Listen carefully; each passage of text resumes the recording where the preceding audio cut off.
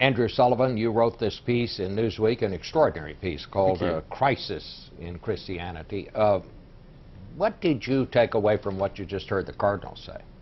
Well, my view is very similar to what Rabbi Wolpe said, which is that I think our ability to be reasonable in politics and faithful in religion and to keep those two things separate has atrophied to the great disadvantage of religion. And what has happened since 1960 is that organized groups like Southern Baptist Council and other religious groups have in fact become self-consciously political. They've become fused with one political party, the Republican Party, a party who's now has a majority and defined by a particular religious faith, evangelicalism or far-right Catholic hierarchy. And that is making many people feel that faith in Jesus is about politics and power and partisanship in ways that's turning off an entire generation. The biggest growth in any belief sector in this country the last 10 years has been atheism. And the younger generations who see these religious people wielding political power, endorsing essentially political candidates, and fusing themselves with one political party, and picking fights deliberately. The Cardinal prepared for this fight with Obama on a political grounds. They see, and I think they're muddying the real radical truth of Jesus, which is that we will gain power by giving it up. That we do not seek in the public sphere to have any power, but to be powerless. And Jesus was absolutely apolitical, anti-political. Given the chance to be political, he's only on the cross because he refused politics. I'm going to let Dr. Land respond to that in a minute, but I want to get around the table first. Andrew Sullivan said a couple of things that you might want to respond to. Yes. First of all, I don't think we're a Christian nation. To me, the idea of a Christian nation is odd as an evangelical Christian because a country can't be redeemed. I think we're a country that was founded on Judeo-Christian values in an attempt to meld those with Enlightenment ideas of self-government. And we have a nation that is based upon Judeo-Christian values, but it's not a Christian nation and shouldn't be a Christian nation. And concerning what Andrew said, you know, most of the involvement of evangelicals in the public realm has been defensive.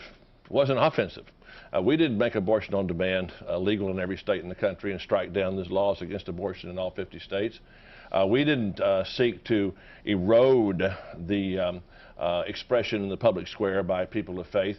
And the Republican Party is not the only party that tries to claim God for themselves. I was at the National Prayer Breakfast when President Obama said that God was for universal health care and was for his program, and Nancy Pelosi said Jesus supported her program in the House, and Bill Clinton mentioned God and Jesus Christ more every year he was president than George W. Bush did any year he was president, and his references to God and Jesus went up 3 times during election years.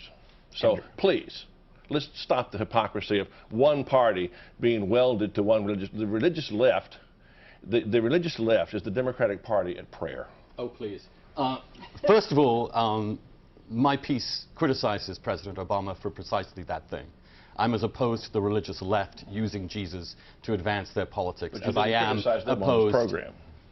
You criticize the religious right. Well, because, in fact, the religious right is infinitely more powerful and controls the Republican Party in a way that the religious left has nothing like the power. And as you know, religious churches are key parts of political campaigns. You can't win the South Carolina primary without churches actually running the Republican candidate. The fusion of evangelical religion with republicanism is real. Any fusion between evangelicalism and republicanism pales in comparison to the point of anemia compared to the black church in the Democratic Party. And one of the conversations that we're having is Andrew stated that the right, the religious evangelicals, are part of only one denomination, of the Republican Party, and that is not true, not totally true, because we have folks, Hispanic people, will probably not vote for Republican leadership this year over the issue of immigration. If Romney gets 40% or 30% of the Hispanic evangelical vote, I'd be shocked, given where he's been doing and what he's been saying on the issue of immigration. Hispanic people are starting to look at the issue of the environment in a different way, Hispanic evangelicals. So what Andrew's doing is he's focusing on a 20 or 30 year or 40 year period and saying this is what religion in the public sphere is and what it should not be. But I think you really need to look at the broader range and look at the entire history of this country. Were black ministers wrong to lead the civil rights? Were black ministers wrong or African American ministers wrong to get on their pulpits and say, don't vote for this individual because they're opposed to us? I don't think so. I think they had that right. They didn't say that.